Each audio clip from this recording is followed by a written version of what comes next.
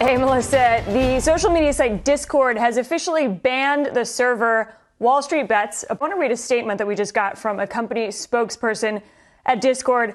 The WallStreetBets server has been on our trust and safety team's radar for some time due to occasional content that violates guidelines. Occasional content that violates guidelines. Doesn't that seem familiar? Like there's a trend? Like that's what these companies basically use to ban people's free speech? You know? I mean, ultimately, they're allowed to ban your speech because they're a private company. But, they're so disingenuous. Hate speech? This is the institution basically cracking down on a retail investor, again, not learning anything from the GameStop scenario, from the AMC scenario, not learning anything.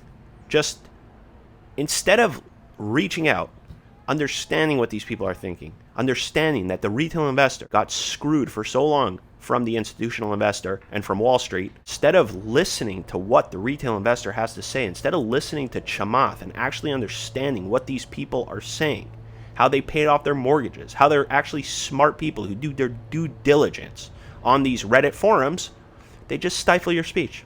They take away your free speech. And here's the sad part. I bet that, glorifying violence, hate speech, all of these things, I guarantee you that maybe a few out of millions of comments on these forums. I think Chamath was saying that there's like 2 million people on this forum, over 2 million people on this forum. Out of millions and millions of comments, I wonder how many are actually, under the First Amendment protections, are actually illegal. There are probably none. Now, they do, Discord has the right to do whatever they want because they're a private company. You could argue that they're a public forum, whatever. I'm not going to get into legal arguments, but the point is that these people are banning our free speech, banning our right to talk about the stocks that we like and that we want to pick and that we want to choose, and bringing up valid concerns about the institutional investor, about Wall Street and how they play the game. And, they find that they find something. They find just a small piece of evidence of some hate speech or whatever. And instead of taking off those comments, they ban the whole site. And it comes 2 days after this entire fiasco blows up. And you're going to be so disingenuous as to make an excuse about why this is happening. I mean, come on. Come on. Stop banning people's free expression. It's so fundamentally opposed to what we are in America, in the West, and anywhere else where we're fighting for freedom. What is this? So this really has to do with the hate speech that we've seen on Reddit around some of these stocks. It is unfortunately a side of the retail boom that we've seen on Reddit. Spent some time on that forum this week to look at some of the action of these stocks. And to be honest, none of these things are really even usable on air because of some of the language around it. So again, Discord banning WallStreetBets, but a part of this broader theme that we've seen and some of the discourse on Reddit. Okay, this is unbelievable. So she's basically suggesting that she can't bring any of the WallStreetBets on. She can't show any of the messages on WallStreetBets on air because it's just not friendly for the audience, and it's too bad. And so this is unbelievable because think about it. Chamath said that he spent hours on the forum 2 nights ago, and he said that he saw some very insightful, smart people who really understand the fundamentals of companies, who understand the fundamentals of investing, and who are looking to invest properly as retail investors, as they hadn't had the opportunity in the past because of Wall Street, because of the monopoly that Wall Street had on investing. So out of millions and millions of posts on this forum, CNBC wants me to believe that they can't bring anything on because, to be honest, nothing on that forum is audience friendly, and therefore we can't show any of it. Why don't you actually choose some of the insightful, smart, articulate posts that Chamath was referring to and maybe show some of those posts? Or you just have to put up this illusion that everything that's going on that forum, because it doesn't kind of comport with your notion of what's normal, so you have to give the illusion that everything on that everything on that site is bad, that everything on that site can't be shown online. to basically implant in the viewer, me, you, and everyone else, that, you know, you don't even want to look there. Like, it's just not, there's nothing smart there. It's just some crazy people basically like spewing hate speech and crazy shit. And the reality is that's not true. And so this is what they do time and time again. They lie to you, or they just hide the truth from you. It's the same reason why they put out only part of the interview yesterday with Chamath. It's the same idea. We're not even going to show you these posts because they're so crazy. And that's what they want you to believe. And if you have the time, take a look at some of those posts on WallStreetBets.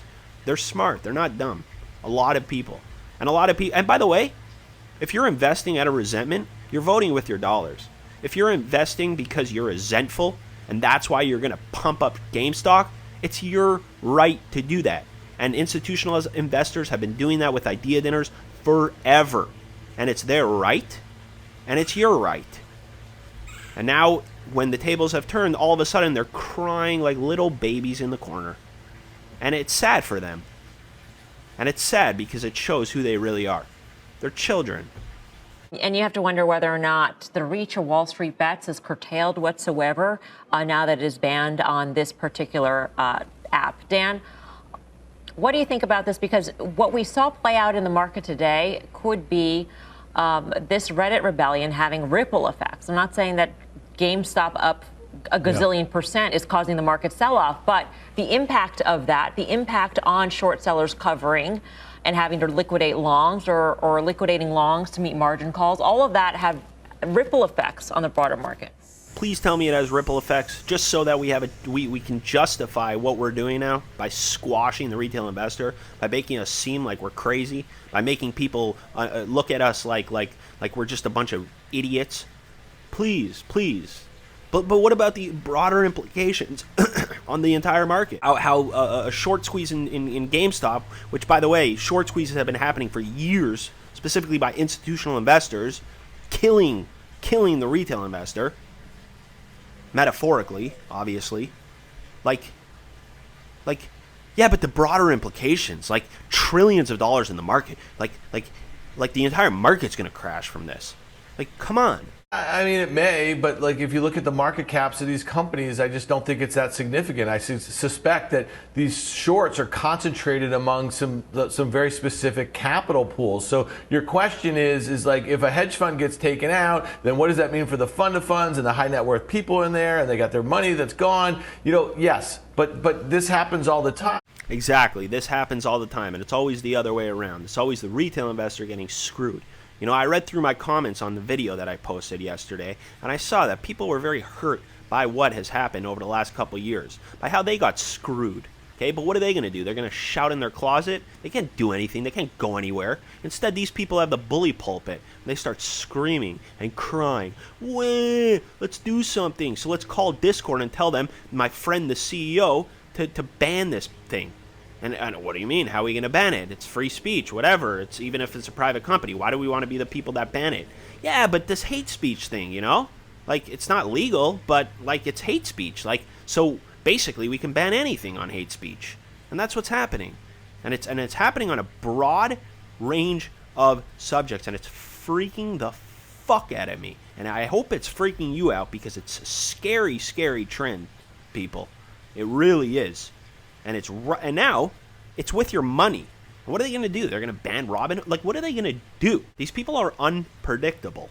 And that's the scary part. And they hate the little person. They hate the retail investor. I think it's also important to remember that it's been a pretty free money environment over the last 9 months or so. So people have enjoyed great gains. So to me, I actually am a bit dismissive of this. I'm not dismissive of the populist movement or this and that or whatever, but it's just going to be a moment. We're going to move on. We're not going to be thinking about this a whole heck of a lot. I suspect there's going to be some regulation. I suspect there's been dramatic collusion. And I think that if this Discord thing could just be the start, you know, Reddit CEO is going to be on, I think, think Squawk and Friends tomorrow morning. Let's see what happens, if there's some sort of collusion that's detected by the SEC or something, and they shut down Wall Street Bets. Where do you think GameStop would go if they shut down Wall Street Bets? It'd go right back to $20 or so, because the game is up at that point, So to me, this is no different than what we've seen in a lot of different parts of social media being manipulated, disinformation being weaponized. That's what's happened. I'm not crying for hedge funds that lost money being short or anything like that. I just think that what's going on here is a bit of a game, and the game's going to change very quickly because, like anything, when you have this sort of dislocation, there's going to be some sort of reckoning to happen. Exactly. And there's going to be a reckoning because when it's the other way around, when the institutional investor is getting screwed, that's when they all pipe up. That's when regulation comes, and that's when they stifle whatever you're trying to do. What happened in 2008? What happened so many other times when Wall Street gets bailed out, when the institutional investor gets bailed out? What happened? No one says anything or no one cries or anything. It's just expected, and that's exactly what's happening. It's exactly what's happening. But what's going to happen? But we know it's going to happen.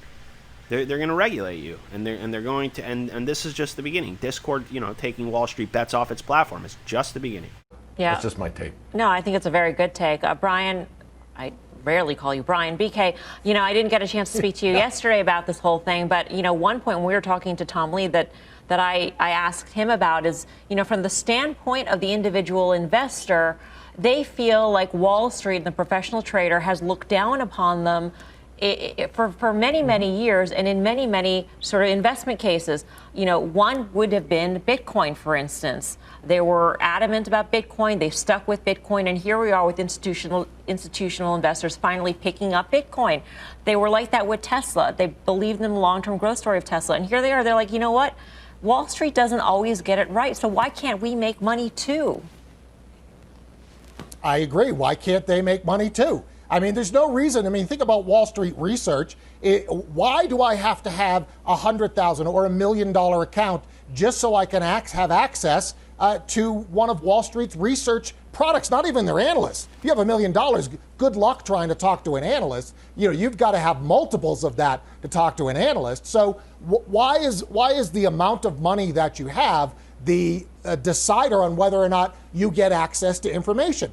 I think, and this is exactly the Bitcoin phenomenon, is why don't individuals and smaller investors and the next generation of investors get the same type of resources that everybody else does? It's one of the reasons why I got into Bitcoin back in 2013 and 2014, because I looked at the next 10 years of Wall Street and said, who's the next wave? The baby boomers have already invested. They're already cashing. They're going to be cashing out their 401k. Who's the next buyer? It's the millennials. It's Gen Z. This is how they consume it, and I think they deserve to have the information at their fingertips. Exactly. That's it. For so long, the institutional investor had access to capital and therefore access to information. And they were able to manipulate the market, and they were able to throw the retail investor aside. And he's right. And I feel like now he's going to come and kind of ruin that entire monologue by saying something stupid about the institutional, about the retail investor, because they kind of have to, because they have to play both sides, and that's how it works with the news. But at this point, the guy's right. Finally, the retail investor is at least as smart as the institutional investor, at least as smart as the Wall Street broker, and they hate it. They absolutely hate it. But you know what? The retail investor has the right to make money, because this is America, because this is a free society where you can post. Apparently, you can't now anymore on certain platforms, but where you should be able to speak freely, talk what you want, and as long as it's within the ramifications of not threatening somebody or threatening harm, you're fine and you're okay. And so they must adapt. And if they don't adapt, then the same thing's going to happen. Or they're going to stifle, and they're going to ban speech, and they're going to ban platforms, and basically it's going to be a totalitarian regime where, average, ordinary people are at the behest of the state, and without the ability to invest, without the ability to say anything, or to talk about it, or to make investment strategies. And that's going to be a very sad world. So I hope it goes the other way.